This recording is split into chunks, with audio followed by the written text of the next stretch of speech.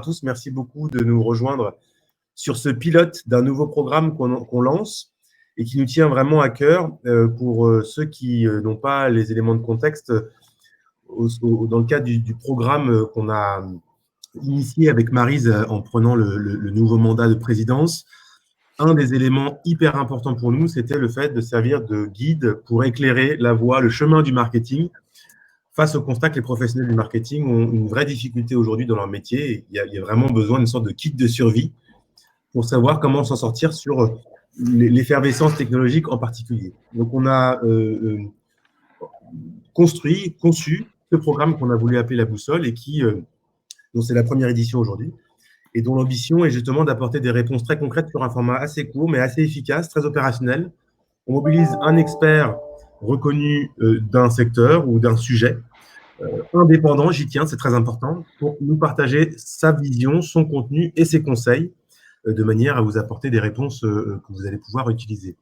Alors, le premier sujet qu'on a sélectionné, c'est le fameux sujet des réseaux sociaux. Même si ça fait longtemps que les réseaux sociaux existent, on voit bien que ça reste une difficulté pour les entreprises de se les approprier correctement et de savoir comment en faire bon usage et quels sont les bons outils pour générer de la performance au niveau des réseaux sociaux. L'expert dont je vous parlais et qui nous a fait le plaisir de nous rejoindre et pour une nouvelle fois, on aime beaucoup travailler avec Jonathan, c'est Jonathan Charby, le fondateur de SaaS Advisor, qui est une société qui s'est constituée il y a 3 ans maintenant, pour justement venir accompagner essentiellement les annonceurs dans leur choix, mais je pense aussi, tu travailles pour quelques agences, dans leur choix de suite technologique sur un certain nombre de verticales. Aujourd'hui, on va parler de la dimension réseaux sociaux, mais peut-être que Jonathan complétera aussi d'autres sujets. Et en particulier, sur la question réseaux sociaux, il y a une initiative très intéressante, je trouve, de Jonathan l'année dernière autour du MarTech Challenge. Ça manquait dans le paysage des solutions technologiques, c'est-à-dire une sorte d'événement très bienveillant dans lequel les différents éditeurs viennent proposer de benchmarker leurs solutions à travers un certain nombre de cas d'usage, métiers très spécifiques, qui permettent d'avoir une lecture objective, accessible de la façon dont on peut mettre en place un certain nombre de solutions. Donc, c'était vraiment une vraie réussite, je trouve. Et j'imagine qu'on aura un certain nombre de contenus qui ont été partagés, en tout cas produits à l'occasion de ce Market Challenge, qui seront rediffusés aujourd'hui. Et puis, avant de passer la main à Jonathan, juste pour recontextualiser de façon un peu plus spécifique la discussion d'aujourd'hui, je l'ai dit tout à l'heure, hein, on le sait, la question n'est plus de savoir est-ce qu'il faut y aller ou pas y aller. On sait qu'il faut y aller, on sait que les réseaux sociaux, le web, le digital sont des vecteurs d'engagement, de performance, de réussite, de fidélisation. On sait aussi qu'il faut aller encore plus aujourd'hui, un peu à marche forcée vers une digitalisation et une transformation digitale. Hein, c'est le terme qu'on entend, on n'en peut plus même de l'entendre, mais c'est une réalité et une vraie nécessité. Et donc, la question, c'est comment j'opérationnalise tout ça, parce que c'est bien gentil d'avoir le N+2, N+4 qui dit il faut qu'on devienne digitaux, il faut qu'on fasse ci, il faut qu'on fasse ça. Maintenant, on a perçu, en écoutant nos membres, qu'il y avait une vraie difficulté de terrain sur le choix des prestataires, sur la bonne configuration d'un budget, des équipes, etc. Donc, la dimension opérationnelle, elle est vraiment importante parce que c'est aussi le nerf de la guerre. Et donc, ça nous paraissait d'autant plus pertinent de remettre ce sujet sur le devant de la scène aujourd'hui avec la crise qu'on connaît qui, encore une fois, comme je le disais, va réorienter un certain nombre de parcours sur des canaux plus digitaux et des touchpoints digitaux. Voilà pour mon introduction. Je passe la main à Jonathan pour la suite et puis je vous souhaite un très bon séminaire. Moi, je vais rester là, mais essentiellement pour éventuellement relancer Jonathan si vous avez des questions. N'hésitez pas à les partager sur le fil. Je vois que vous êtes nombreux à nous rejoindre. N'hésitez pas à les partager au fil de l'eau et puis ensuite, j'essaierai de faire une modération du mieux que je peux. Bah écoute, merci beaucoup Maurice pour cette intro. Merci à toutes les équipes de l'ADTEM de nous accueillir aujourd'hui, particulièrement à Corentin d'avoir géré toute la logistique du webinar. Donc effectivement, moi j'étais très séduit par la boussole et ce programme qui se veut effectivement extrêmement pragmatique. Donc on va partager des cas concrets, on va être sur vraiment tout ce qui est des meilleures pratiques qu'on a pu constater sur ce marché. Et effectivement, on a un programme qui est très dense aujourd'hui. Donc, vous allez le voir, on a plusieurs slides, car la catégorie, on va dire, du social media management est assez dense et inclut, on va dire, différentes typologies d'outils. Donc, pas de panique, on vous fera parvenir l'intégralité de cette présentation après. Effectivement, s'il y a des experts ou on va dire des représentants de différents éditeurs, comme le sujet est dense, on a pris on va dire quelques largesses, quelques raccourcis, parce qu'effectivement, on a beaucoup de choses qu'on veut traiter aujourd'hui. Donc, c'était un peu le parti pris de l'exercice. Et comme vous le savez, comme l'a dit Maurice, effectivement, vous assistez tous à un grand nombre de webinars. On pense toujours que c'est mieux, lorsqu'il y a de l'interactivité. Donc, on vous a posé quelques questions dans les sondages et effectivement, vous allez le voir, donc à la fin de chacune des grandes parties de la présentation d'aujourd'hui, on fera un petit stop pour prendre l'intégralité des questions et pour faire en sorte que cette session soit vraiment la plus interactive possible et que vous en sortiez un maximum de valeur. Donc effectivement, donc le programme et l'agenda pour aujourd'hui, c'est de démarrer sur les Martech en 2020. Donc on va un peu définir le landscape du social media management et après on va rentrer, on va dire, dans le vif du sujet avec des cas concrets d'exemples sur comment choisir ces outils, quels sont les budgets à investir, on va dire, quelles compétences mobiliser en interne et effectivement comment embarquer son boss et son COMEX. Alors petite question, petit sondage pour démarrer, juste pour bien comprendre, voilà, où vous en êtes là-dessus. Donc, parmi, on va dire, ces outils de social media management, n'hésitez pas à soumettre votre vote pour nous dire globalement combien d'entre vous en utilisent ou pas. Donc, je vous laisse quelques instants pour répondre à cette première question qui est donc dans l'onglet sondage. Et pendant ce temps, effectivement, donc en préambule, voilà, donc on va essayer de parler le plus possible en français, d'éviter les anglicismes.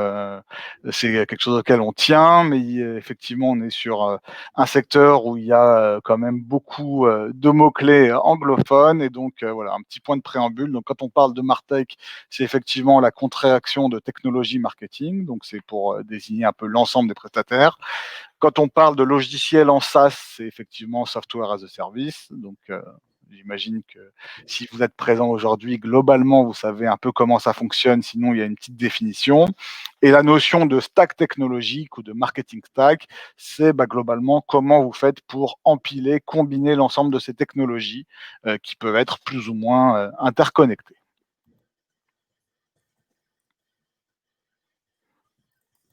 Alors, sur les sondages.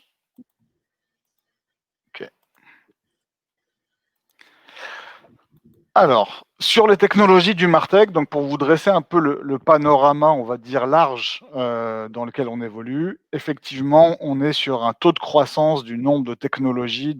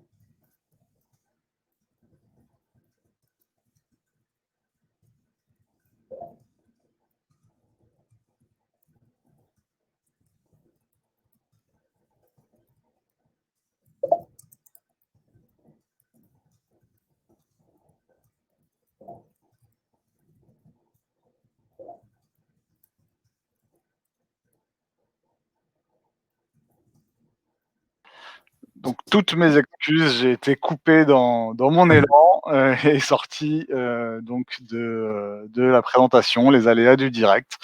Donc effectivement, je vous disais qu'on est sur une croissance vertigineuse du nombre d'outils qui s'explique par plusieurs facteurs, donc notamment, le premier étant que, il y a eu, on va dire, une baisse de la barrière à l'entrée pour devenir éditeur de logiciels. Effectivement, avec les outils en SaaS et les différentes technologies sur lesquelles, chaque éditeur peut s'appuyer, que ça soit, des technologies de stockage ou autres, ça devient plus simple et donc on est sur, j'imagine que vous êtes familier, avec cette, image qu'on voit très souvent passer sur LinkedIn. Donc c'est le panorama des Martech avec ces 8000 plus solutions qui sont identifiées et cartographiées chaque année.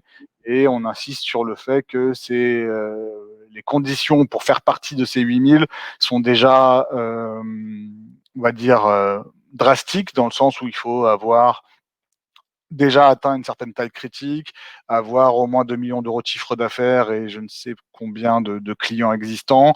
Donc effectivement, voilà, ça nous montre bien que c'est un panorama qui est en évolution complète et que c'est comment dire, et qu'en plus de ça, si on y inclut toutes les personnes qui viennent de lancer leur start-up, les personnes qui sont dans des bureaux, dans un WeWork ou à Station F, on est sur un nombre de technologies complètement hallucinant sur ce marché, et ce qui rend les choses assez complexes. Et là où comment dire, ces Martech, enfin, au-delà donc de l'explosion en termes de nombre, on constate également que elles deviennent de plus en plus stratégiques dans les organisations de par la place des budgets marketing qu'elles occupent. Donc, selon la dernière étude Gartner, donc c'est des chiffres qui évoluent assez peu entre 2018 et 2020, mais on voit bien que les technologies marketing sont le premier poste de dépense des directions marketing en 2019 et celui qui est également le plus en croissance, donc devant l'achat média,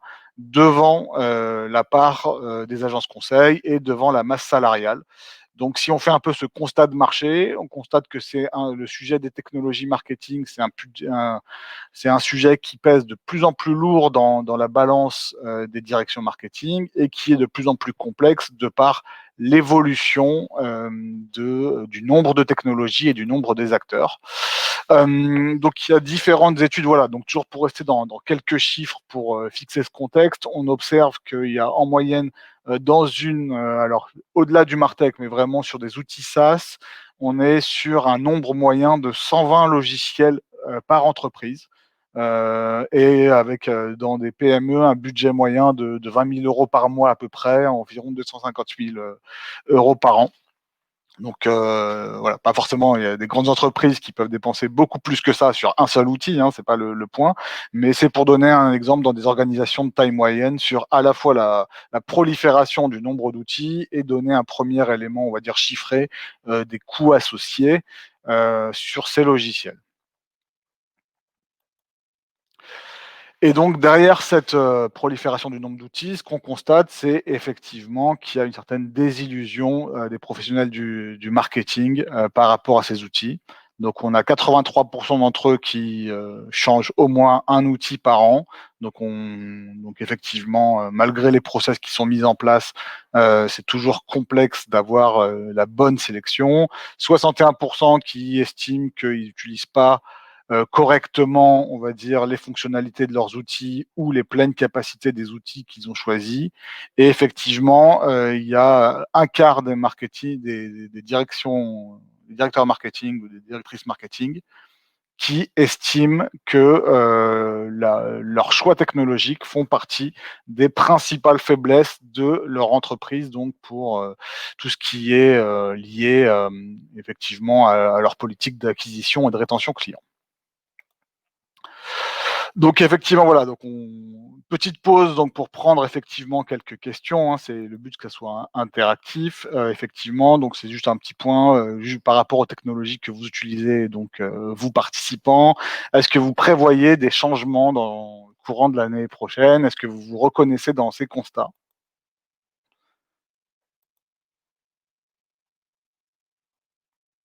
Donc n'hésitez pas à la fois à partager sur l'onglet sondage ou à poser vos questions dans le chat. C'est le moment où je fais une petite pause.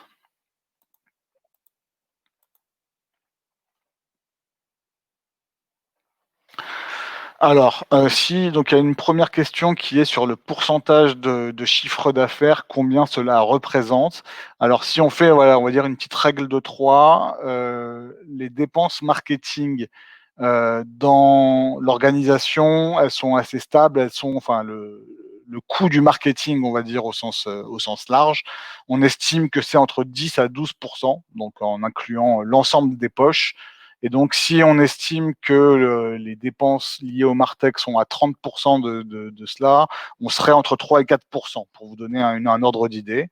Et donc, des outils pour quoi faire, Lucien, on y vient, on y vient. C'est le next step.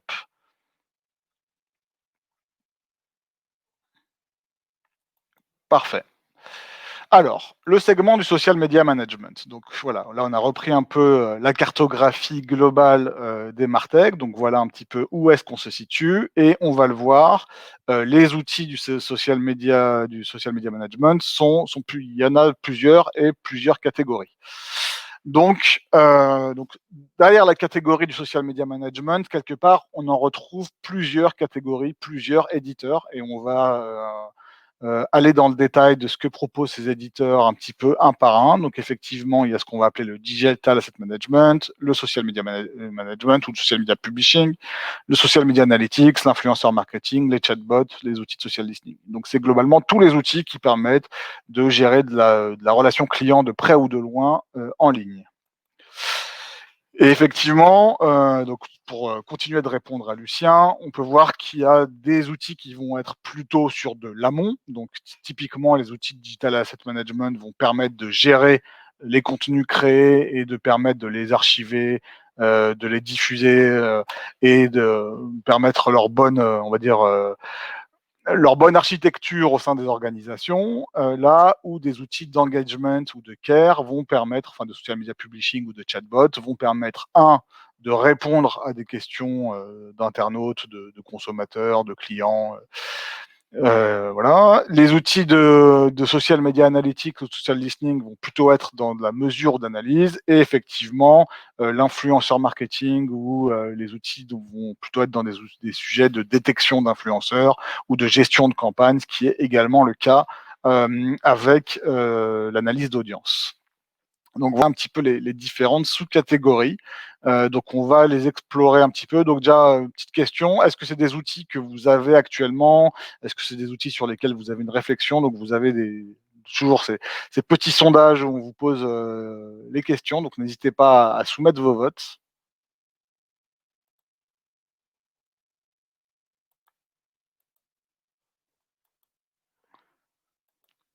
Parfait.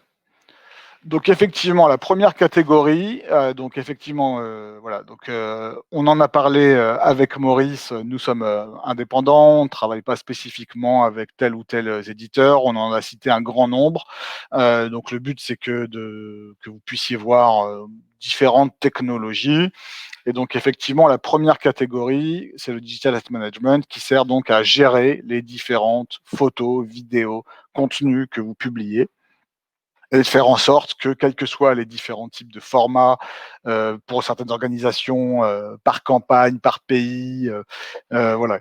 Il y a des grands nombres d'assets et donc ces outils vous permettent, bah, vraiment voilà, d'être sur cette, chaîne de valeur entre l'archivage, la création, la gestion, la diffusion et la capacité donc d'avoir une architecture qui vous permet de retrouver facilement ces différents types de contenus.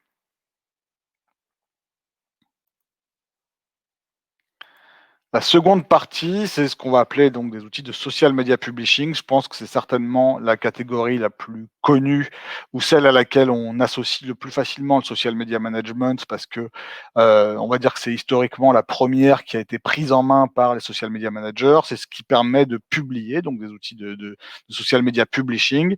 J'imagine que vous êtes familier avec un certain nombre des technologies qui apparaissent ici. Et donc ces technologies, globalement, elles permettent de prévoir ces publications, de créer des calendriers éditoriaux, d'avoir tout ce qui est lié à la validation de ces contenus et effectivement, voilà et donc Petit point, on a donc les liens que vous voyez en bleu sur l'ensemble de ces slides vous permettent d'avoir accès à un article un peu plus fourni, et c'est le cas pour chacune des catégories, sur lesquelles vous pouvez comprendre vraiment toute la chaîne de valeur liée à chacun de ces outils. Et donc effectivement, voilà, donc le social media publishing, c'est des outils qui sont très souvent pris en main par des community managers, par des social media managers, qui permettent la publication de contenu et la gestion des workflows au sein de l'organisation. Troisième catégorie, donc c'est la partie social media analytics. Donc là, c'est pour suivre, on va dire, les différents analytiques liés aux réseaux sociaux, que ça soit donc tout ce qui va être lié à à toutes ces métriques qui sont très souvent liées au réseau, donc le nombre de partages, le nombre de vues, le gain de followers, ce genre de choses, pour vraiment valider euh, on va dire, la pertinence et comment dire, la transmission de vos différents contenus. Et donc, voilà, là, on voit des outils comme Quintly, Social Baker, Iconosquare, Falcon Social, Sprout Social. Et donc, ça vous permet effectivement d'avoir une analyse quantitative de de vos réseaux, de vos contenus. Et très souvent, ces outils de social media analytics ont des fonctions de benchmark qui vont vous permettre de comparer la performance de vos contenus versus ceux de vos concurrents sans avoir évidemment accès à leur page. Et donc, c'est souvent des outils qui sont utilisés en marketing pour mesurer la performance de campagne. Donc, le social listening, effectivement, c'est un sujet qu'on connaît bien pour avoir fait donc le premier Martech Challenge que citait Maurice dessus. Donc, l'idée, c'est que c'est une catégorie qui évolue très vite. Et cette catégorie du social media management, du social media listening, pardon, l'enjeu, c'est tout ce qui est lié à l'écoute du web. Et donc, il faut l'enjeu pour les éditeurs, c'est d'être capable de toujours se brancher sur les nouvelles sources, les nouveaux réseaux, dans différentes géographies, donc de suivre les évolutions de ces marchés entre l'arrivée de nouveaux réseaux sociaux comme des TikTok, des Twitch, des Discord et j'en passe, et également d'être capable donc au-delà donc de la captation des verbatims, d'être capable de proposer des tableaux structurés aux différents utilisateurs. Donc c'est une catégorie pareille où j'imagine que vous êtes relativement familier avec les noms des outils qui apparaissent.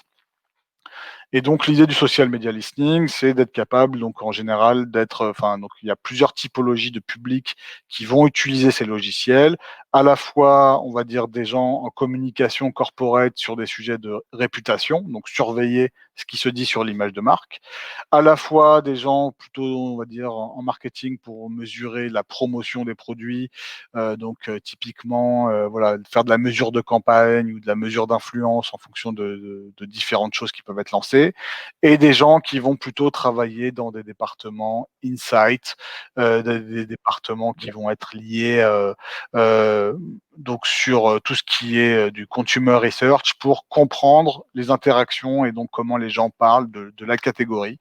Donc, il y a différents types d'utilisateurs de ces solutions. Et effectivement, on voit bien que c'est là aussi une catégorie extrêmement, on va dire, mouvante sur ce segment. L'analyse d'audience, donc là, c'est effectivement l'idée de comprendre comment les gens, toutes les traces qui sont laissées en ligne par des gens qui ne sont ni en train de d'écrire, ni en train de laisser des verbatims, mais c'est vraiment sur du comportement. Donc, typiquement, si vous suivez des pages, likez des contenus, vous ne laissez pas, on va dire, de verbatim avec des mots-clés, mais vos comportements en fonction des gens que vous suivez, de votre affinité, sont malgré tout analysables par ces différents outils. Donc, on peut citer Audience, Affinio, le profiler de Synthesio, pour en citer quelques-uns. Et donc, effectivement, c'est souvent assez complémentaire du listening, dans le sens où le listening va vous apporter des réponses sur l'expression, on va dire, de vos publics, là où les outils d'analyse d'audience vont plutôt vous apporter le comportement des gens, même si ceux-ci ne s'expriment pas directement en ligne. Donc le marketing d'influence, là on est sur des outils qui permettent généralement, l'influenceur marketing, c'est un sujet qui est extrêmement à la mode, en vogue, et il y a beaucoup de conversations autour de ce sujet. Et donc, assez naturellement, il y a un certain nombre d'éditeurs qui ont structuré des offres pour accompagner les marques dans la gestion des influenceurs.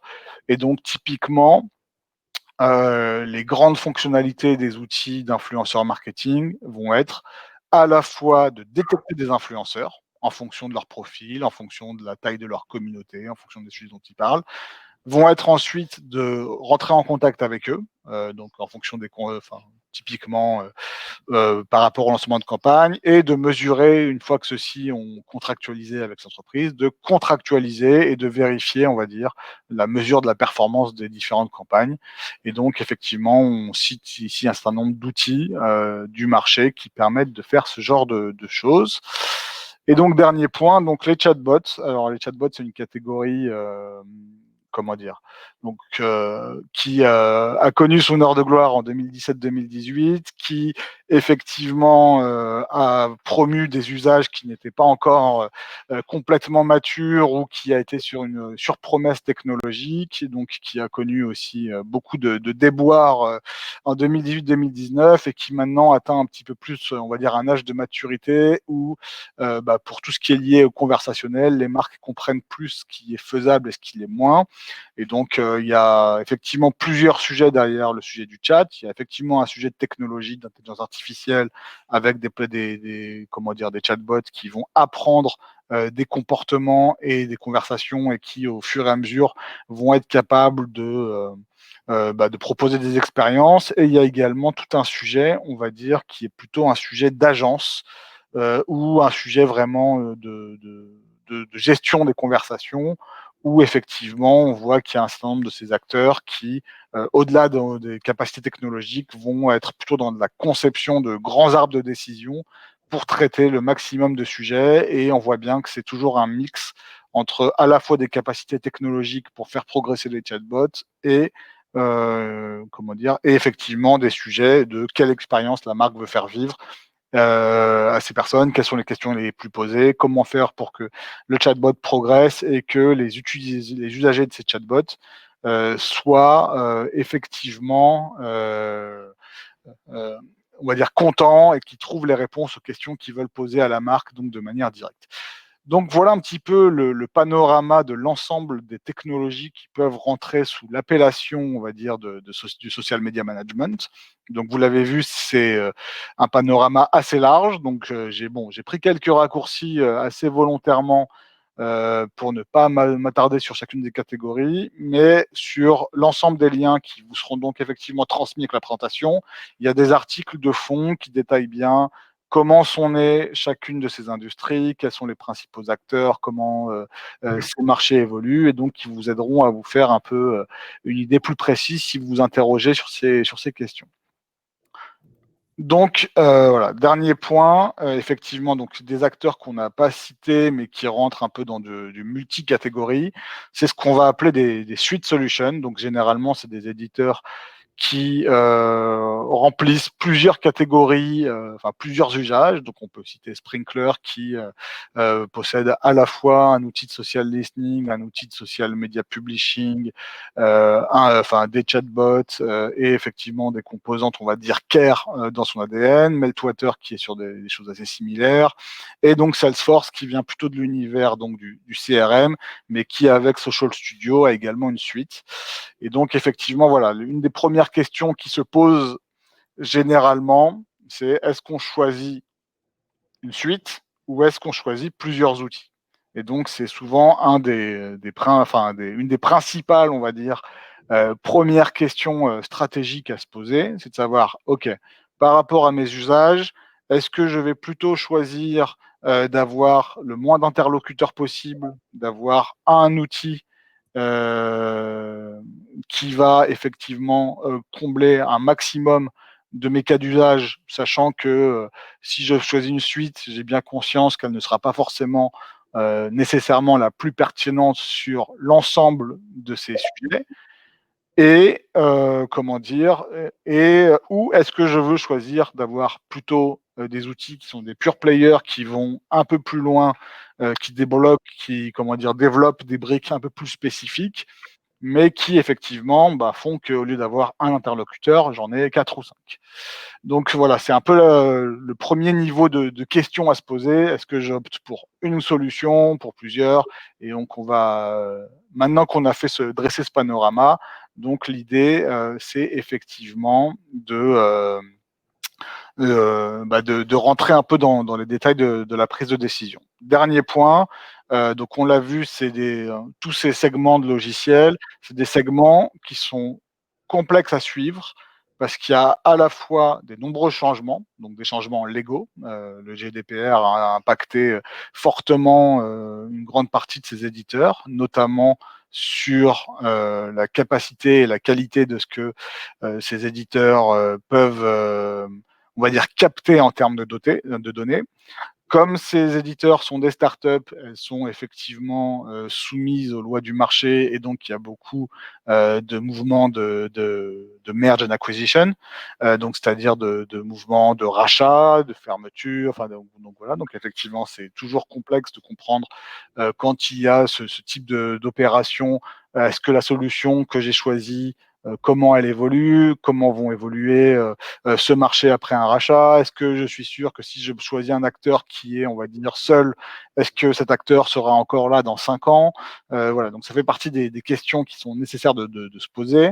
Les questions liées, on va dire, à la qualité des données, entre les changements d'API des uns, les changements de politique tarifaire des autres, et tout ce qui peut être lié au scandale lié aux social media, sont des points qui ont leur importance parce qu'elles font évoluer l'offre de ces éditeurs. Et effectivement, ce qu'on constate, c'est qu'il y a également un sujet assez costaud de suivre l'ensemble des nouveaux médias avec des canaux toujours plus divers. Donc voilà, j'ai fini un peu ce premier panorama de l'ensemble de ces outils. Donc je vais regarder un petit peu s'il y a quelques questions. Alors, il y a effectivement une question sur la gratuité des outils. Est-ce qu'il y a des outils gratuits car les budgets PME ne nous permettent pas toujours d'investir dans ces outils? Donc effectivement, donc on va revenir en détail sur les questions budgétaires un petit peu plus tard, mais comment dire? Mais effectivement, oui, une partie des outils qu'on a mentionnés sont gratuits ou ce qu'on va appeler freemium. Ce qui est sûr, c'est que c'est toujours intéressant de rentrer par cette case de l'outil gratuit pour tout simplement confirmer déjà son usage avant éventuellement de passer sur des versions payantes. Et effectivement, on a tout un volet de la présentation sur comment bâtir, on va dire, son business case, où effectivement, on verra dans quel cas on peut, enfin, comment construire le cas pour, comment dire, pour aller chercher les budgets nécessaires pour pour déployer ces différents outils. Alors après, dans les questions, je vois notre liste n'est pas la liste de vos outils social media analytics n'est pas exhaustive. J'utilise par exemple Supermetrics. Pourquoi n'est-il pas là? Alors là, effectivement, on a pris, comme on l'a dit en amont, il y a un peu plus de 8000 solutions sur le marché. Donc effectivement, on a pris celle qui avait, à notre sens, la plus grande part les plus grandes parts de marché qui étaient les plus connues. Mais techniquement, effectivement, on n'avait pas vocation dans ces quelques slides et ni la prétention d'être exhaustif. Il y a effectivement sur tifmartech.com le recensement des 8000 solutions. Là, effectivement, on est resté sur les solutions qui nous semblaient être les plus connues, les plus reconnues sur le marché. Mais j'irai creuser Supermetrics. Et quand on a un outil de publication et Google Analytics, est-ce qu'il est indispensable d'avoir en plus un outil de social analytique? Alors, l'outil de social analytics, il y a une petite différence, c'est qu'effectivement, Google Analytics, ça va vous donner les analytiques liées à votre site web, là où effectivement, ces outils de social analytics vont vous donner plutôt la performance de vos contenus sur vos différents réseaux. Donc typiquement, si je prends l'exemple d'une marque qui va avoir une présence sur Facebook, sur Twitter, sur LinkedIn, sur YouTube, pour prendre, on va dire, le Big Four. Effectivement, si vous voulez avoir, on va dire, un tableau qui va condenser les résultats des analytiques de votre performance sur ces réseaux-là, ben, votre outil de social media publishing, en général, aura des choses assez basiques à vous proposer, et votre outil donc de votre Google Analytics ne répond pas à ce cas d'usage-là. Et donc, il y a un certain nombre de marques qui font appel à un outil de social analytics parce que à la fois elles veulent monitorer plus précisément leur contenu, et également ce que permettent les outils de social analytics, c'est ces fameuses fonctionnalités de benchmark versus les différents, enfin ses concurrents. Donc typiquement, si vous êtes Renault, bah, vous pouvez avoir effectivement vos analytics sur les différents réseaux sociaux et vous servir de cet outil de social analytique pour voir les performances de Peugeot, Citroën, BMW, Audi, que sais-je, et d'avoir un petit peu ce côté, enfin voir si vos actions ont été performantes ou pas.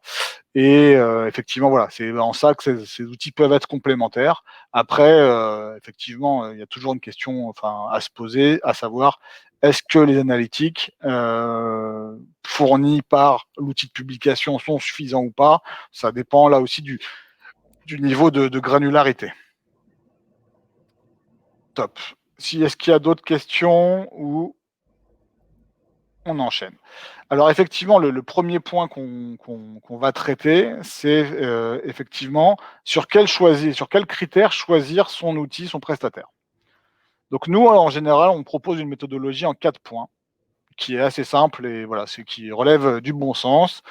C'est dans une première partie, on va dire ce qu'on va appeler le scan software. Et donc ça, en général, ce qu'on constate avec les différentes personnes avec qui on discute, c'est que cette partie est généralement bien faite. Donc globalement, c'est comprendre est-ce que l'outil correspond bien à mes besoins, est-ce qu'il est simple d'utilisation, est-ce qu'il est ergonomique, est-ce que je l'ai suffisamment testé, est-ce que j'ai vu ses concurrents, est-ce que je n'ai pas juste vu une démo avec un compte qui ne correspondait pas à mes usages, mais est-ce que je l'ai testé avec un vrai bac à sable, on va dire dans des conditions du réel, pour éviter, on va dire, l'écueil qui est j'ai eu une démo le jeudi, j'ai trouvé ça super. Le vendredi, j'ai signé.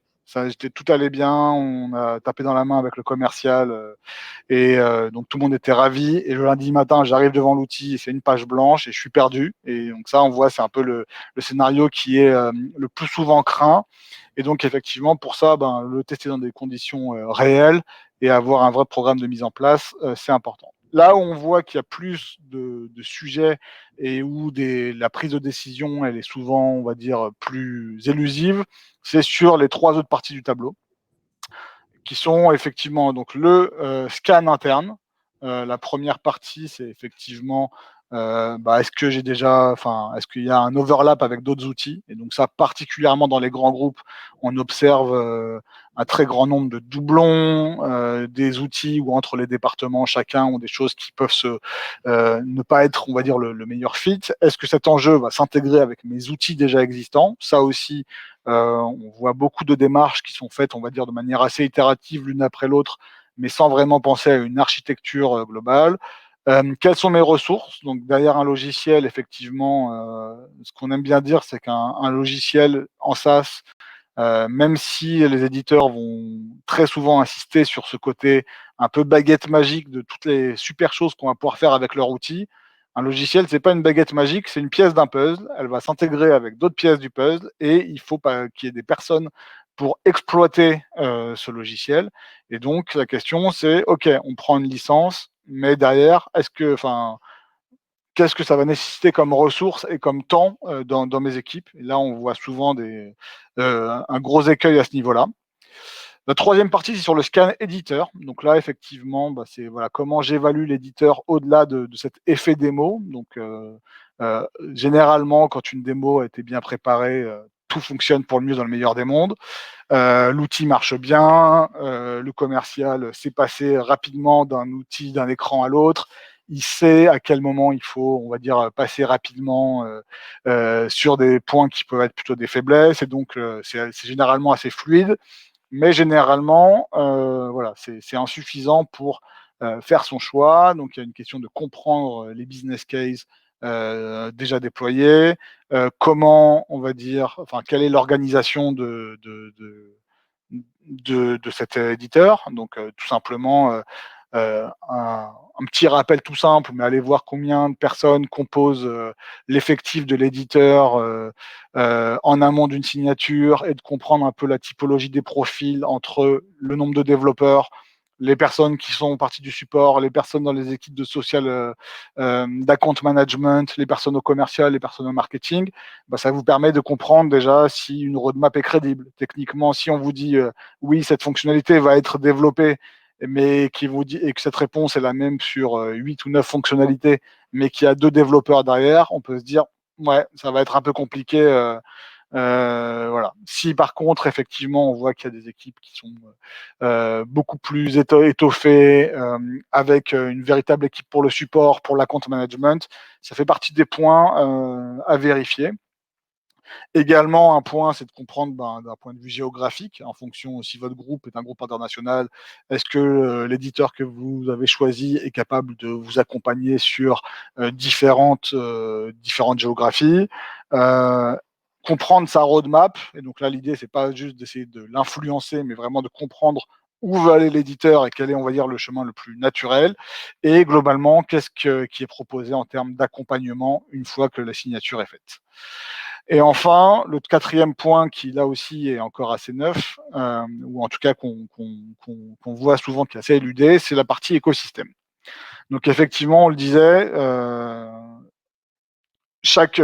les entreprises vont avoir des dizaines de solutions SaaS, et chaque fois qu'elles vont en prendre une en plus, si ce point-là n'est pas validé, bah, elles créent quelque part un silo supplémentaire avec un outil qui ne s'interconnectera pas au reste, et donc effectivement, c'est très important de comprendre comment se passent les exports de data, comment se passe la collection de ces data, comment cet outil va s'interconnecter avec le reste, est-ce qu'il dispose d'une API, et cetera.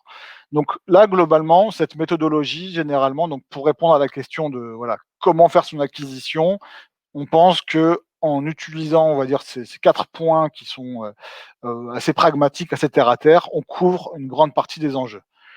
La deuxième partie, c'est bon, effectivement, si on veut aller plus loin, donc ça, c'est pas le cas pour tous les appels d'offres, mais si vous avez vraiment des décisions stratégiques à faire, c'est effectivement de creuser la chaîne de valeur d'une industrie.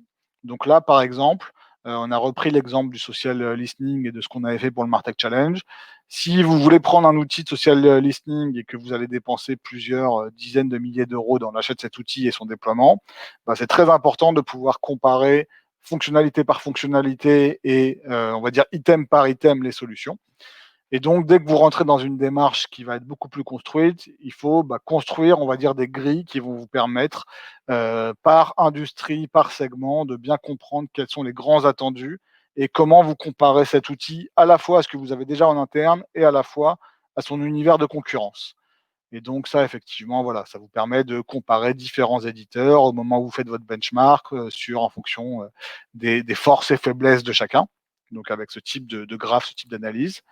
Et typiquement, l'idée, c'est également d'avoir ce genre de grille de critères au moment de votre sélection, avec des critères extrêmement fonctionnels entre les exigences par type d'outil. Et généralement, c'est aussi un point où c'est très intéressant de faire rentrer différentes parties prenantes dans ce process de sélection, d'avoir à la fois les exigences de votre DSI, par exemple, d'un point de vue sécurité, votre département legal sur toutes les questions qui pourraient se poser en fonction du type de data qui est collecté par ces outils, votre département achat évidemment sur la partie tarifaire, et toutes les questions métiers qui peuvent se poser sur le logiciel, mais également sur le service. Donc voilà un petit peu la méthodologie qu'on vous recommande. Et donc là, on a voulu pour clore, on va dire, cet aspect sélection, vous parler d'une initiative donc qui allait, on va dire, avec ce quatrième item, on va dire, de vue transverse dans les organisations, qui est ce qu'on appelle les Stacky Awards. Donc les Stacky Awards, c'est, on va dire, un peu pour ce qu'on considère, pardon, comme le niveau ultime de maturité digitale. Donc c'est aux États-Unis que c'est fait, et donc c'est différentes organisations qui vont présenter, on va dire, des petites infographies qui vont représenter l'ensemble de leurs outils. Donc là, on vous en a mis quelques-unes. Je vais passer relativement rapidement là-dessus. Mais effectivement, voilà, là, on a par exemple la chaîne de restaurants Sargento qui vous explique à travers cette petite infographie qui représente un menu proche de ce qu'ils cuisinent, tous les outils qu'ils utilisent. Et donc, on voit bien qu'il y a d'un côté les outils de planification, les outils de création, les outils d'activation, les outils de mesure, les outils de partage. On voit ici comment Cisco organise son stack technologique à travers différentes phases du parcours client. Donc, on voit ici la petite voiture blanche au début du pont de San Francisco qui représente le client. Et on voit les différents cycles, les différents points de contact que sont les phases de prise en considération, d'achat, d'installation, de renouvellement.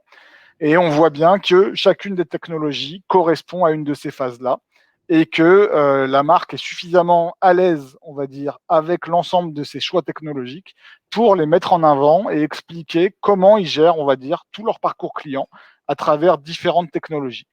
Et donc, on a d'autres exemples ici. Donc, on a Juniper, qui est une autre entreprise technologique. On a une entreprise qui, ici, propose des camping-cars et qui explique différentes choses où ils vont. Enfin, voilà, c'est assez marrant parce que chacun des sapins correspond également en plus à une note d'usage en fonction du degré d'utilisation des technologies. Donc, on voit bien que, voilà, il y a des marques qui vont assez loin. Mais ce qui nous plaît dans cet exemple de ces infographies, c'est ces marques qui sont suffisamment à l'aise pour justifier l'ensemble des technologies qu'elles utilisent et expliquer comment les technologies s'intègrent vraiment dans la stratégie de l'entreprise. Et comment, on va dire, les choix technologiques sont pensés pour suivre le parcours d'achat client, les différents cases. Donc voilà un petit peu sur cette première phase de sélection d'outils. Encore une fois, je vais faire comme prévu, une petite phase d'arrêt pour voir si vous avez des premières questions, des premières remontées à me faire. Moi, je veux bien intervenir en attendant aussi que d'autres personnes se manifestent. Alors, j'ai plusieurs réflexions. La première, c'est déjà, je trouve ça hyper inspirant de montrer les exemples d'entreprises qui sont très, très avancées, parce que ça donne un peu à voir ce qui peut se passer. Et surtout, ça montre que des entreprises très matures peuvent avoir un stack. Il n'y a pas de limite finalement au nombre de technologies qu'on peut avoir dans son stack. Ça, c'est intéressant parce que ça veut dire que finalement, plus on progresse et plus on va avoir de la granularité. C'est ce que je comprends dans les derniers exemples. Donc, au bout d'un moment, ça devient naturel et normal d'avoir plusieurs dizaines de technologies qui coexistent. Ce qui n'est pas forcément intuitif. On peut avoir l'occasion à imaginer que finalement, au bout d'un moment, ça se stabilise, mais finalement pas tant que ça. Mais moi, j'ai une question un peu poil à gratter, c'est que, et je parle aussi un peu pour ma paroisse, c'est comment on fait pour donner leur chance à des petits éditeurs si on applique la méthodologie du début là, parce que on voit bien que quand on a des boîtes qui démarrent, il y a un certain nombre d'actifs qui n'existent pas. Les business cases sont forcément robustes, etc. Ça, c'est ma première question. Et la deuxième question, c'est comment, en tant que professionnel, on doit organiser sa veille pour justement aller récupérer ces informations-là, parce que ça peut prendre un peu de temps. Donc, ce seraient les deux questions que j'avais en réaction à cette première partie. Top. Alors, écoute, c'est très bien que donc, je ne sais pas s'il y a d'autres questions qui arrivent, j'en vois pas d'autres arriver, mais s'il n'y en a pas d'autres, ça me fait une très bonne transition. Donc, je vais te répondre avec la slide suivante. D'accord. Donc, effectivement, donc là, on rentre dans la partie plutôt budgétaire et je vais faire le parallèle entre effectivement comment construire son budget et je vais répondre à ta question de comment laisser sa chance effectivement aux 10%, aux technologies plus émergentes et aux plus petits éditeurs. Donc nous, effectivement, de manière très pragmatique, ce qu'on constate, effectivement, c'est un principe. On n'a pas voulu botter en touche sur la question budgétaire. Et comment dire et donc, on a voulu donner, on va dire, ce principe de base, qui est le principe qu'on appelle des 70-20-10. Donc effectivement, on pense qu'il y a une grande partie des budgets qui doivent être investis sur des outils robustes avec des business cases éprouvés, donc typiquement du marketing automation, du CRM, de l'analytique, qui sont un peu les premières bases. 20% qui sont plutôt sur des solutions en phase de croissance, et donc des solutions pas encore complètement matures, mais qui ont déjà fait des preuves et qui sont en train de se déployer, et 10% qui vont être sur des POC et des technologies émergentes. Donc effectivement, si on remet ça à la taille par rapport à la taille des organisations, l'idée c'est qu'effectivement, le sujet de veille technologique est très important. On l'a vu, le marché des martech est extrêmement dynamique. Il y a toujours beaucoup de nouveaux éditeurs, et donc effectivement, à la fois pour avoir une technologie qui est, toutes les innovations qui sont proposées par ces nouvelles startups doivent être intégrées, peuvent donner, on va dire, ce petit coup d'avance aux entreprises qui les adaptent vite. Et donc, pour nous, c'est effectivement important qu'il y ait une part du budget. Donc bon, là, on a mis 10% parce que c'est ce qu'on constate effectivement plutôt dans les grands groupes, mais qui soit sur des technologies émergentes et qui soit plutôt sur des éditeurs en devenir, plutôt que de mettre tous ces deux dans le même panier et de tout mettre chez Salesforce ou Adobe, pour citer des très grands noms. Parce qu'effectivement, il y a cette partie scan qui peut tendre, entre guillemets, vers ces éditeurs dans certains cas, ce que j'entends en tout cas de ta réflexion. Ouais. Mais il y a ce premier point-là. Et le deuxième point, alors Carole, je viens de voir votre question, j'y réponds juste après. Le deuxième point, juste pour finir, c'est effectivement de comprendre quel client êtes-vous chez cet éditeur. Ouais. Et donc nous, donc effectivement, ça rejoint, on va dire, une question, on va dire, budgétaire et une question comment dire, plutôt stratégique. C'est voilà, ce qu'on appelle donc si on prend, on va dire, les budgets types de ce qui est considéré comme du enterprise software, hein. Donc là aussi, on n'est pas sur de la TPE, PME, mais je reviendrai un petit peu plus tard. Mais globalement, ce qu'on va dire, c'est que voilà, les premiers clients, c'est des clients C, c'est des gens qui vont dépenser, on va dire, typiquement entre 0 et 20 000 euros entre 0 et 20 000 euros chez un éditeur par an.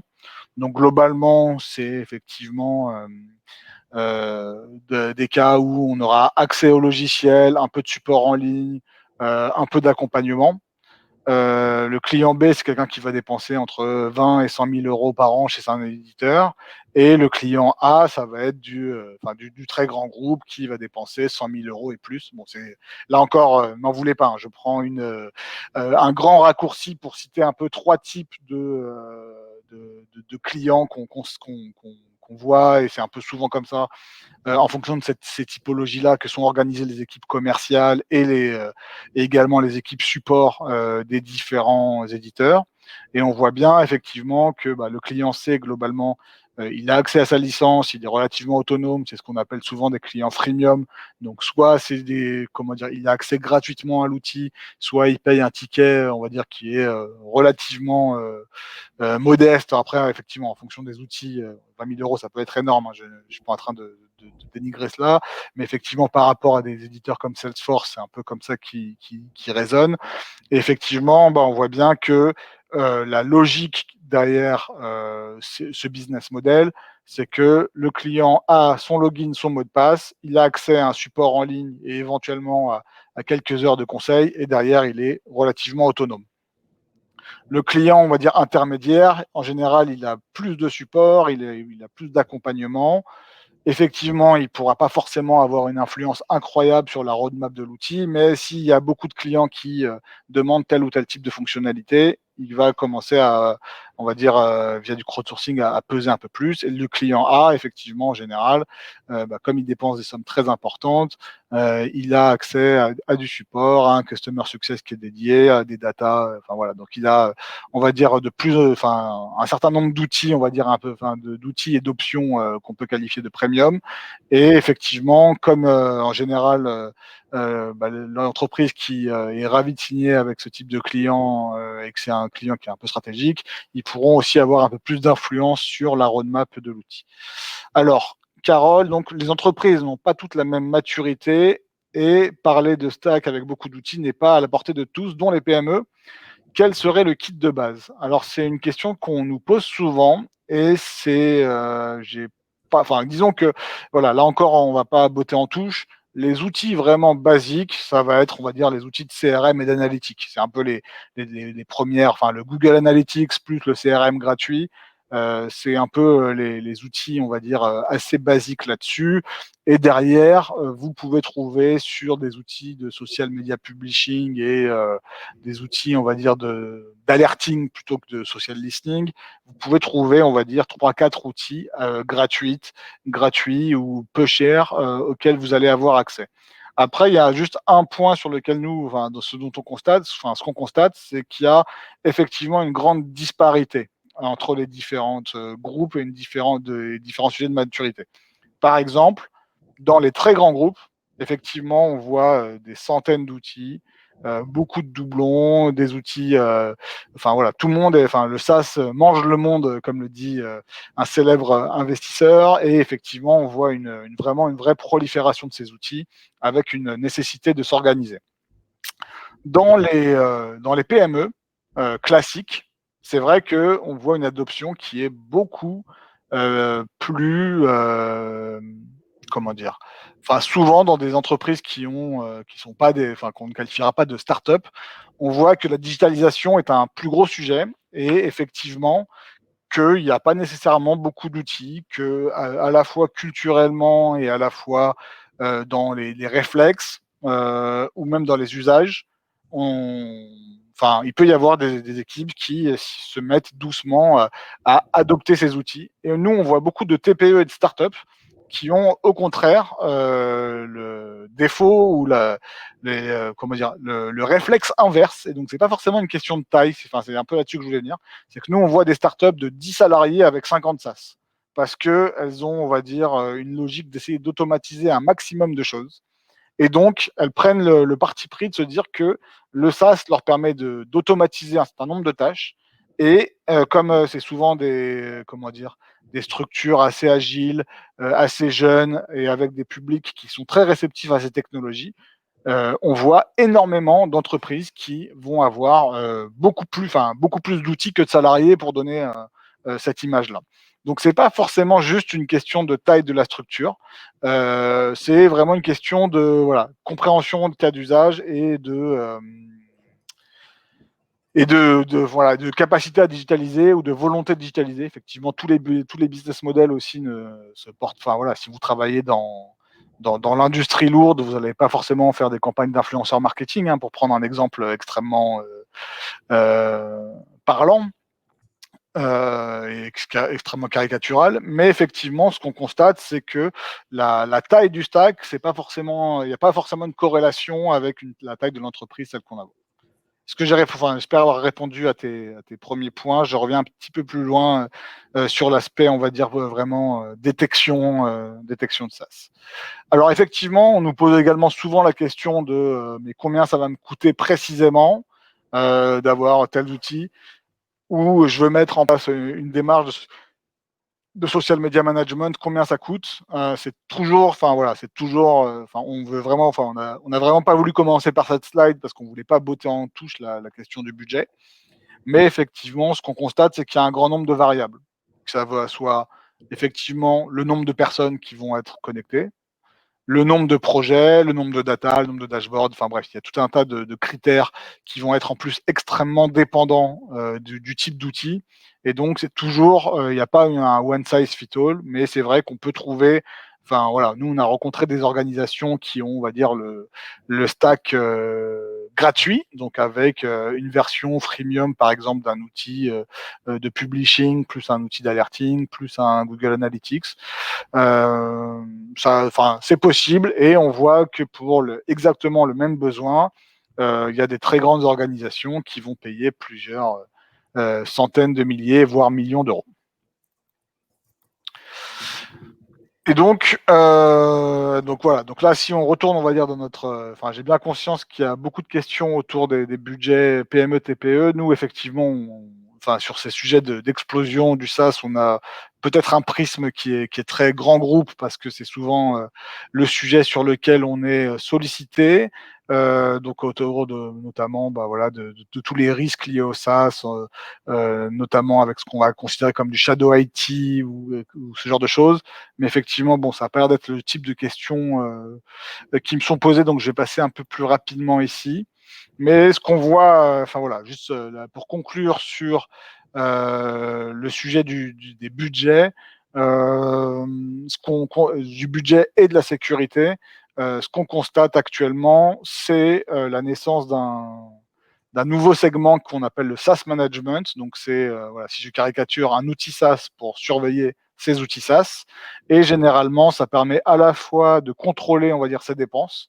Et donc généralement, typiquement, toutes les startups dont on parlait qui utilisent 40 ou 50 outils différents, ça leur permet de vraiment gérer leurs dépenses, les entrées-sorties, de manière, enfin, piloter les dépenses liées aux outils SaaS de manière très précise, et ça permet également de créer un référentiel pour les grandes structures où typiquement, si on veut, donc pour éviter que ce que tu disais Maurice, que les stacks d'outils continuent de grandir de manière exponentielle, et qu'il y ait une dizaine d'outils qui fassent peu ou prou la même chose, ou qu'il y ait de trop nombreux outils qui on va dire, ont des recouvrements fonctionnels. Effectivement, le fait d'avoir, on va dire, ce référentiel autour des outils de SaaS management, ça permet de mieux maîtriser les budgets, de lutter contre les phénomènes de shadow IT ou pour des questions de dépenses. On a vu des grands groupes où typiquement un certain nombre de licences étaient payées directement par les exécutifs en note de frais, et donc effectivement ça passait un peu, on va dire, sous le nez des départements IT et achat, et donc effectivement voilà, le fait de mettre en place ce type de solution, c'est un point qui permet à la fois de piloter ses budgets et de gérer, à éviter une prolifération non contrôlée des outils. Okay. Je fais un deuxième, donc c'est mon deuxième stop. Avant de passer donc aux mobilisations, de compétences en interne. Donc s'il y a des questions liées, pareil, au budget lié à ces outils, n'hésitez pas.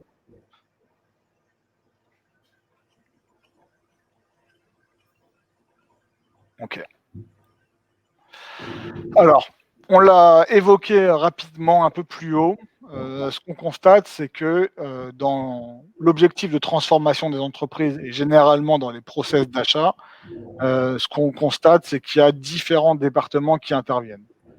Il y a effectivement, évidemment, le métier qui généralement est assez pilote, preneur de ces nouvelles solutions, mais il peut y avoir tout un tas d'autres départements qui vont être sollicités, que ce soit donc la DSI pour des questions, on va dire, de sécurité IT, ou parce que ça peut être souvent eux qui sont pilotes sur ce sujet-là, des questions, on va dire, plutôt légales, des questions plutôt liées aux achats.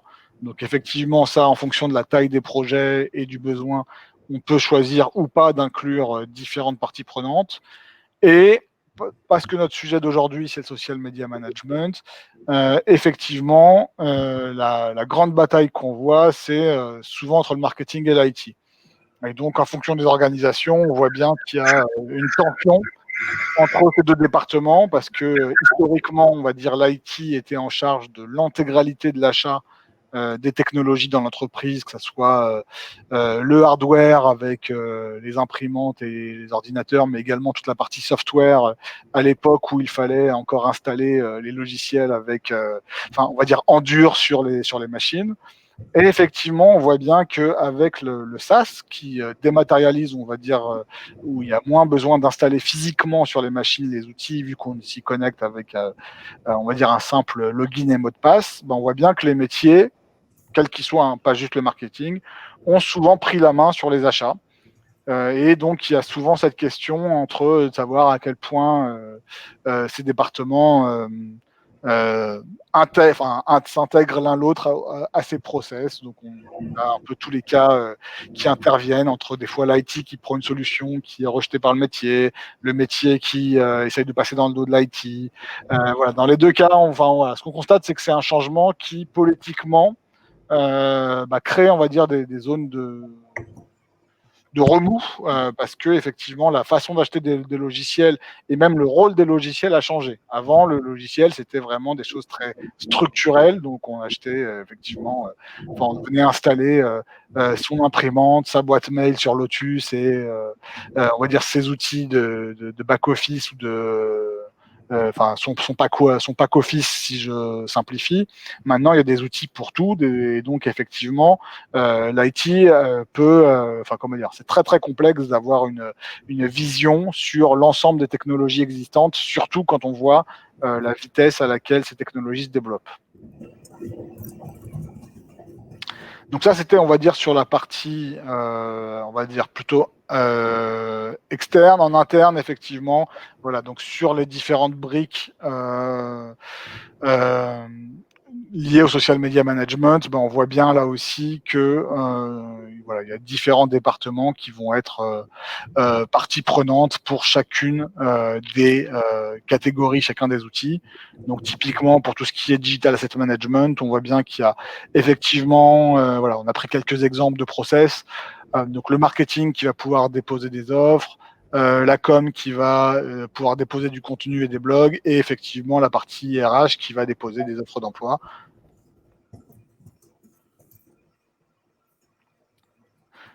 Lucie, j'ai bien vu votre question. J'y reviens dans quelques slides. Pas de souci. Lucien, pardon, excusez-moi.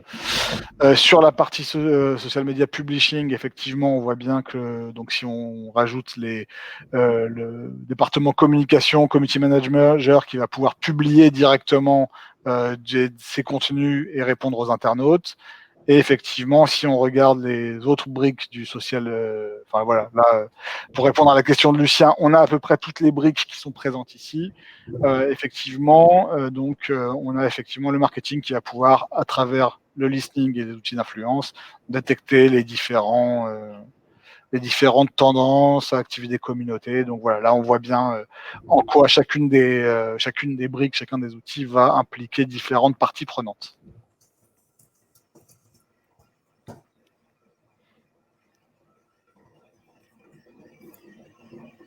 Et donc, notre dernière partie de la présentation avant, la partie questions-réponses, c'est effectivement comment embarquer son boss et son COMEX.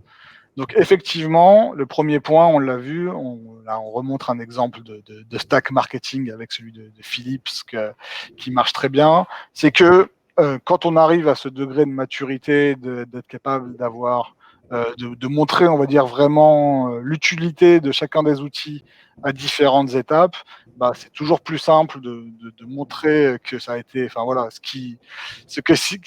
la phrase classique, c'est ce qui se pense bien se dit clairement, et je pense que ça, effectivement, ces images et ces infographies, ça pourrait dire qu'effectivement, ce qui se conçoit bien se représente simplement. Ça pourrait être une bonne manière de faire cette translation-là. Et donc, effectivement, si on arrive à prouver un petit peu à chacune des étapes du parcours d'achat client ou ou sur des sujets de voix du client, comment ces outils interviennent aux différentes étapes, c'est toujours plus simple avec cette vue transverse de d'expliquer à son COMEX pourquoi on a besoin de tel type d'outils, voire de cette combinaison d'outils. Effectivement, on pense qu'avoir un processus détaillé avec une chaîne de valeur, une grille et donc le fameux scan dont on a parlé, c'est aussi un point qui ne sera que rassurant par rapport à son COMEX. Et le dernier point, effectivement, c'est évidemment d'avoir un business case. Et donc ça, effectivement, en fonction des différentes briques qu'on a vues, les business cases, ils vont être extrêmement différents. Donc typiquement, si vous voyez que vos ressources, vous avez, on va dire, une équipe de 200 marketeurs présents sur différents pays et différentes divisions, et que chacun passe des heures pour retrouver des contenus ou les trier, effectivement, investir dans un outil de digital asset management vous fera gagner en efficience et donc vous pourrez prouver un business case autour de la productivité. Si vous recevez, comme la SNCF ou Air France, des millions de messages suite dès qu'il y a un problème avec un train ou un avion, avoir un outil d'engagement ou de care pour répondre, publier sur enfin voilà, tout ce qui est en gros la digitalisation du téléconseiller, c'est des sujets qui vont être extrêmement, on va dire, simples à mettre en avant pour gérer, on va dire, la multitude de questions-réponses. Et dans cette même idée, on peut aussi dire que le business case qui va être lié au chatbot, c'est souvent soit de faire du social selling, soit de répondre à des questions extrêmement récurrentes. Et donc de gagner sur, on va dire, des conversations à faible valeur ajoutée, de faire gagner du temps à nos conseillers qu'on va garder pour des conversations plus premium, si je puis dire. Sur tout ce qui est influenceur marketing, bah, le cas, ça va être de mesurer ces différentes actions et faire de la mesure de campagne.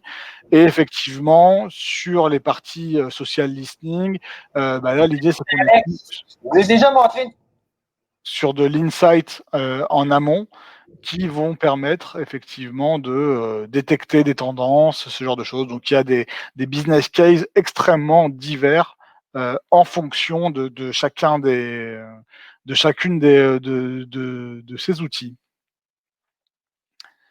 Donc voilà un petit peu. Voilà. Donc Lucien, il y a ce fameux. Effectivement, on a répondu à la question sur les différents outils ah non. Là, on a répondu aux outils de social media management. Les outils de SaaS management qu'on avait cités, il y avait entre autres, hein, il y en a beaucoup, mais effectivement, il y avait Bimi, SaaSdesk, Chaos, Blissfully, License One. Dans tous les cas, enfin voilà, pour en citer quelques-uns, il y en a beaucoup. C'est un secteur qui se développe rapidement et on vous fera parvenir cette présentation où tous les noms des éditeurs qu'on a cités par catégorie sont cités et avec toutes les ressources donc pour chacun de ces business cases mis en avant. Donc effectivement, voilà, comme vous l'avez vu, on avait un sujet assez dense. On a un petit peu débordé sur l'heure qui nous était impartie. Mais écoutez, si vous reste des questions, on est ravis d'y répondre.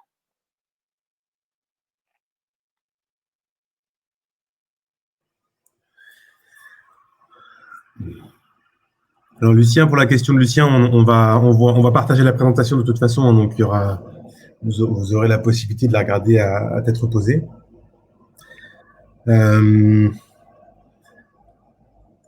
Ouais. Je sais pas s'il y a des questions supplémentaires. On avait prévu un peu plus, on avait prévu jusqu'à une heure et demie, donc on peut démarrer un peu. Peut-être une question pour encore une fois s'adresser aux petites entreprises chez nous, au sein des membres. C'est comment est-ce qu'on on dépasse finalement en tout cas, on adapte toutes ces préconisations à un contexte où on a des entreprises, des équipes très très réduites, des compétences limitées. Est-ce que il faut absolument passer par des prestataires extérieurs? Est-ce qu'on peut internaliser quand même? Et je pense que ça, c'est une question intéressante justement dans des entreprises de taille un peu intermédiaire. Qu'est-ce qu'on peut internaliser facilement? Et qu'est-ce qui doit être plutôt externalisé dans les phases, dans les entreprises avec des tailles d'équipe marketing encore relativement limitées? Oui, bien sûr. Donc, comment dire? Techniquement, voilà, tous ces sujets l'objectif du SaaS en soi, c'est de mettre un peu une technologie sur étagère à disposition des équipes. Donc, on va dire que sur les versions, on va dire, basiques de l'ensemble de ces outils, il y a souvent des versions, on va dire, gratuites ou peu chères. Et en plus, c'est des versions sur lesquelles il y a des gens, on va dire, un peu digital savvy. Et c'est là où, quelque part, il faudra revenir sur ce point-là. Mais effectivement, mettre en place un outil de social media publishing, c'est des outils qui sont matures, qui ont, on va dire, tous une dizaine d'années. Des outils comme Hootsuite ou Agorapulse ou Chorus ou Facelift, passons.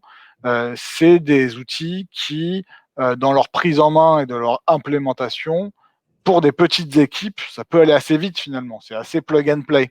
C'est-à-dire que, effectivement, quand on est dans une petite organisation, ces outils sont pensés pour faciliter, automatiser la tâche. Donc, il y a un grand si qui est lié, on va dire, aux compétences digitales des équipes. Et ça, effectivement, c'est très, très variable d'une organisation à l'autre. Et on constate qu'il y a des gens qui intègrent beaucoup plus facilement des nouvelles technologies que d'autres. Et effectivement, quelque part, plus on est une grande organisation, plus il va y avoir on va dire, un process long et un process où il va falloir, enfin, plus il va falloir réfléchir à un déploiement. C'est sûr qu'un outil de publishing, si on a un community manager, ben voilà, on lui met dans les mains une journée de training, quelques vidéos en ligne, il sait s'en servir. Okay. Si effectivement on a par contre 200 community managers sur tant de pays et qu'on part d'une situation, enfin que le postulat de départ, c'est que chacun a un peu ses outils pour démarrer, qu'il faut harmoniser les pratiques, avoir une gestion des droits, etc., ça peut être plus long. Et donc, voilà. Donc, il n'y a pas une réponse uniforme ni à combien de temps faut-il pour implémenter cela, ni à, comment dire. Voilà, un chatbot, c'est pareil. Enfin, c'est-à-dire que là aussi, il y a différents niveaux. Mettre en place un petit arbre de décision avec une quinzaine, vingtaine de questions, ça peut être fait en une journée. Et donc, on peut avoir un chatbot assez simple qui va permettre de répondre aux questions les plus posées et d'automatiser un certain nombre de choses. Si derrière, on veut penser une vraie expérience client autour de différentes choses et couvrir plus de cas d'usage, bah effectivement, le temps à consacrer au développement, au déploiement du chatbot va être beaucoup plus long. Et pour social listening, par exemple, c'est pareil. C'est-à-dire qu'il y a le niveau 1 qui va dire je veux surveiller le nom de la marque, le nom des dirigeants, le nom du produit. Donc, c'est des choses assez basiques et éventuellement un concurrent ou deux. Donc, ça, on peut rapidement se dire que globalement, voilà, en une journée, on a posé les premiers mots-clés sur le produit, le nom de la marque, etc. Très bien. Mais derrière, si on est, voilà, là encore, un grand groupe et qu'on se dit, voilà, je suis Airbus et je veux monitorer, par exemple, toutes les composantes de mon avion pour voir si, que ce soit dans les matières premières ou dans les différentes choses, il y a des sujets de conversation. Bon, j'ai pris un exemple au hasard pour ne pas retomber dans les exemples, on va dire, plus classiques liés à la cosmétique ou à l'automobile. Mais effectivement, voilà, on voit bien que si je veux surveiller ma catégorie des parties prenantes ou des sujets au sens large, où vraiment je me dire, bon, je veux pas surveiller mon produit, mais je veux surveiller les conversations autour de tel sujet, bah là, effectivement, on voit bien que les process vont être beaucoup plus longs, beaucoup plus itératifs.